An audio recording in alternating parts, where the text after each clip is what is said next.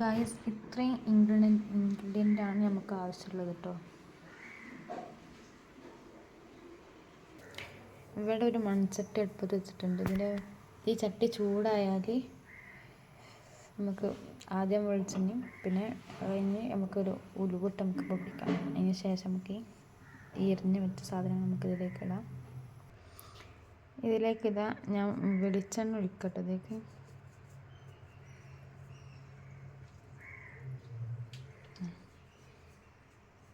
നമുക്കിതിൽ ആവശ്യമുള്ളത് ഉലുവയാണ്.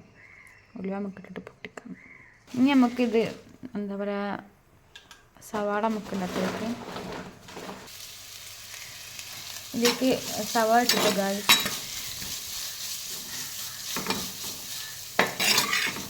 നമ്മളിതൊന്ന് ഒരു വാടി കിട്ടട്ടെ.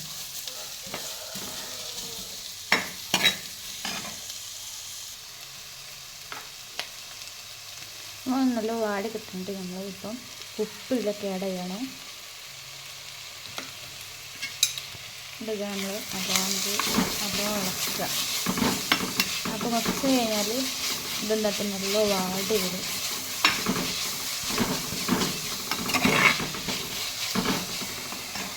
ഇനി ഇതാ നമ്മൾ ചതച്ച് വെച്ച നമ്മളെ ജിഞ്ചർ ഗാർലിക് പേസ്റ്റാണ് കേട്ടോ നമ്മളിതിന് കഴിക്കിടാൻ പോണത്.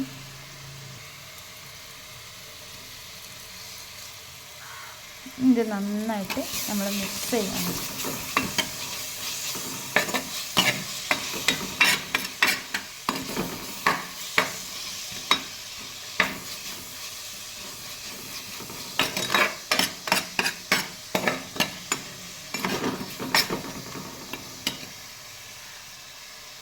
ഇത് നല്ലോണം വാടി കഴിഞ്ഞിട്ട് നമ്മൾ ഇതിലേക്ക് തക്കാളി ഇടും. തക്കാളി നല്ല കുഴമ്പലായിട്ടാണ് നമ്മളെന്താണ് പൊടികളും മറ്റു മസാലകളൊക്കെ നമ്മൾ ഇട്ടുന്നത്. ഗായ്സ്, ഇത് നല്ലോണം വാടിയിട്ടുണ്ട്. ഇനി നമുക്കിതിലേക്ക് ടൊമാറ്റോ ഇടാം.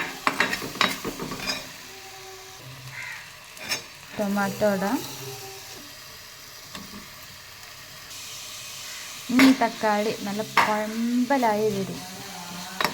നല്ല ജ്യൂസി ആയിട്ടാണ് ഇടാം. നമുക്ക് അപ്പം ഇതിലേക്ക് നമുക്ക് പൊടികളും മസാലകളും നമുക്കിതിലേക്ക് ആഡ് ചെയ്യാം.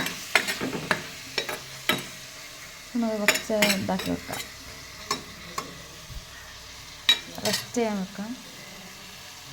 അത് നല്ല വെന്തിട്ട് നമുക്ക് കുറച്ച് മസാലകളൊക്കെ നമുക്കിടാം. ഇതിതാ നല്ല കുഴമ്പലായിട്ട് ഉണ്ടോ, നല്ലൊരു കുഴമ്പലായിട്ട് വന്നിട്ടുണ്ട്.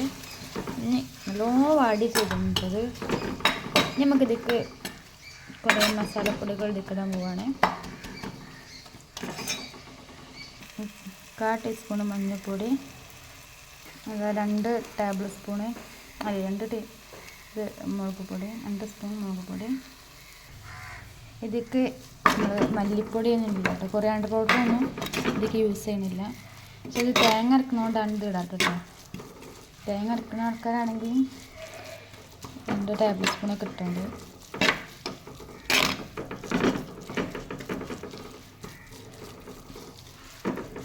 പറഞ്ഞ ജസ്റ്റ് മിസ്റ്റേക്ക് ഉണ്ടെങ്കിൽ ക്ഷമിക്കട്ടോ.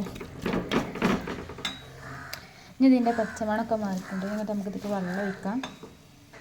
ഞാനിതിലേക്ക് ഇതിലെടുക്കാൻ മറന്നുപോയി ഗൈസ്. ഞാനിതിലേക്ക് പുളിവെള്ളം ആഡ് ചെയ്തണേ, ആവശ്യത്തിന് കുറച്ച് വെള്ളം ആഡ് ചെയ്തണേ. അപ്പോൾ അതാ നമ്മളെ കറിൻ്റെ ഏകദേശം ഒരു പരിവം എന്താണ് ഇത്രക്ക് ഇതിലായിട്ടുണ്ട് കേട്ടോ.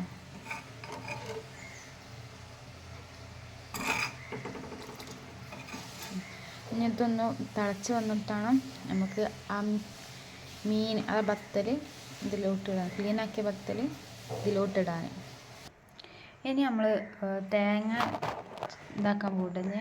നമ്മൾ അതിലോട്ട് വരച്ച് പാരാൻ പോവുകയാണ്. അതുകൊണ്ടാണ് ഞാൻ പറഞ്ഞത് കൊറിയാണ്ടർ പൗഡർ ആവശ്യമില്ല എന്ന് പറഞ്ഞത്, അതുകൊണ്ടാണ്. ഇതാ കറി നല്ല തിളച്ചിട്ടുണ്ട്. ഇതിലേക്ക് നമ്മൾ ആ ബത്തൽ, ക്ലീനാക്കി വെച്ച ബത്തൽ ഇതിലോട്ടിട്ടാണ്.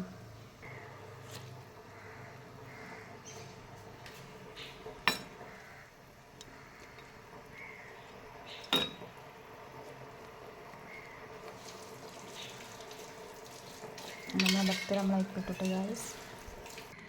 ഈ തേങ്ങയൊക്കെ നമ്മൾ എന്താ പെരുംജീരകത്തിൻ്റെ പൊടി ഉണ്ടല്ലേ, ഫെനൽ, അത് ഇതിലേക്ക് ഇടുകയാണ്. അത് ഇതിലേക്ക് ഇട്ട് കുറച്ച് വെള്ളം കൂടി ഏത് ചെയ്താൽ നമ്മൾ അരച്ചാൽ നമുക്ക് കൈക്കുപ്പി പാരാം. അതോ ഗായ്സ്, നമ്മളിത് തേങ്ങ അരച്ചത് അതിലേക്ക് പാർന്നിട്ടോ. അപ്പം ഗ്യാസൊക്കെ ഓഫാക്കി നല്ലൊരു തിക്നെസ് കറിയായിട്ടുണ്ട്.